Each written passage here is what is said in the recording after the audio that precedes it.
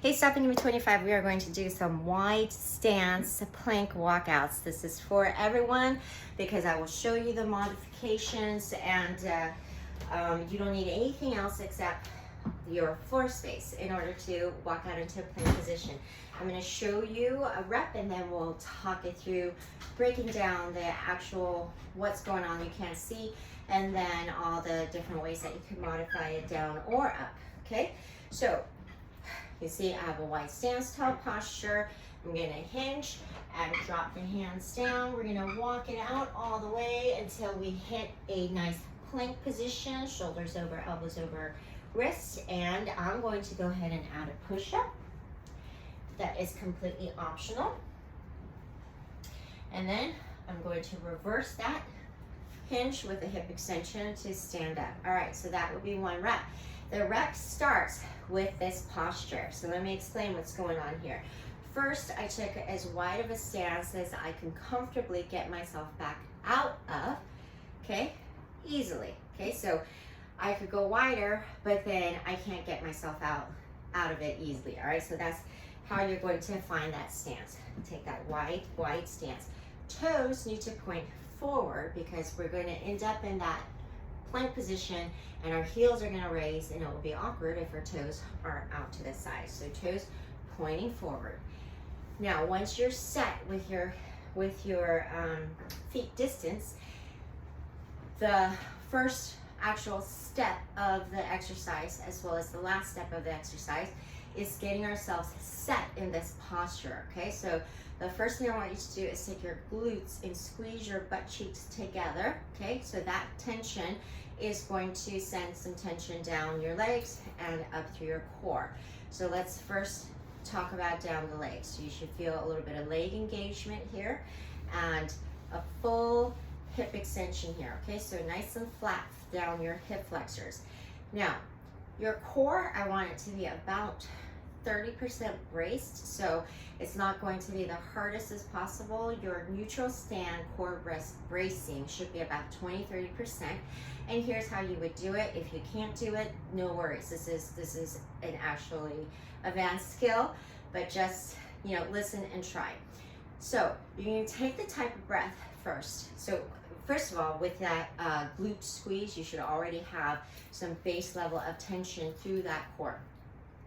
But in order to set ourselves up for this posture and for a lot of standing postures in the future, we are going to take the type of breath where we expand our rib cage out and up, okay, without raising the shoulders, okay?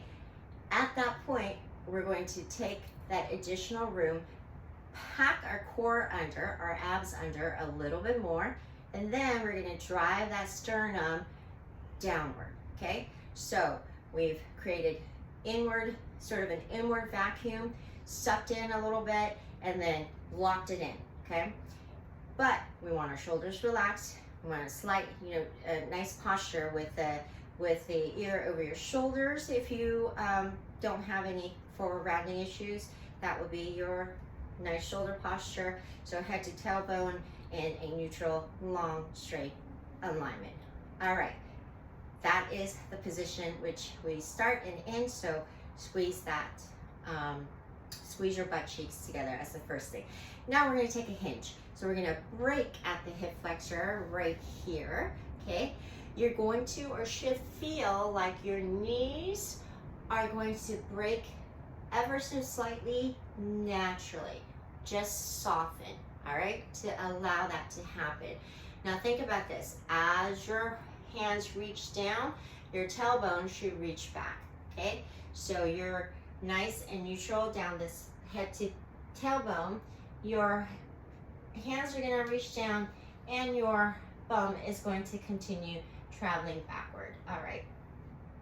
From here, we'll walk it. 2, 3, 4. It's probably about four counts for you as well. Now I'm in this wide plank position. I got my alignment of shoulder, elbow, and wrist. Nice flat hand. You're going to grip it with the pads of your fingers and your fingers nice and spread. And we're going to take the time here to pause and Re-engage everything. Drive the shoulder back and down, slight chin tuck, squeeze your glutes, squeeze your core, get tension all the way down to your heels. Hold it for pause before you walk back, or as you push up, walk it back. Now, when you're ready to stand up, once again, you're in this nice hinged position. Your tailbone is driving to that wall. Your hands are down, your spine is long. You're going to simply reverse that hip hinge into a hip extension. So think about someone coming and driving your hips straight forward, okay? And coming back to that set position to start, okay? All right, so where can we go wrong? Where can we modify? All right. First thing is, when you hinge, make sure butt goes back.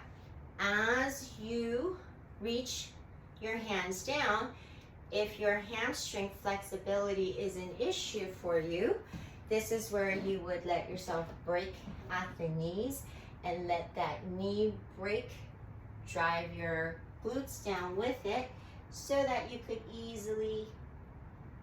more easily reach the floor.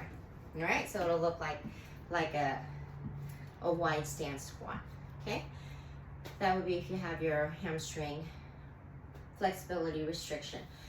Now, once you are down here and you're walking, if you start to find that you don't have the strength to fully load into a full plank, okay, a nice full plank, all right, then you could pause wherever you are, okay?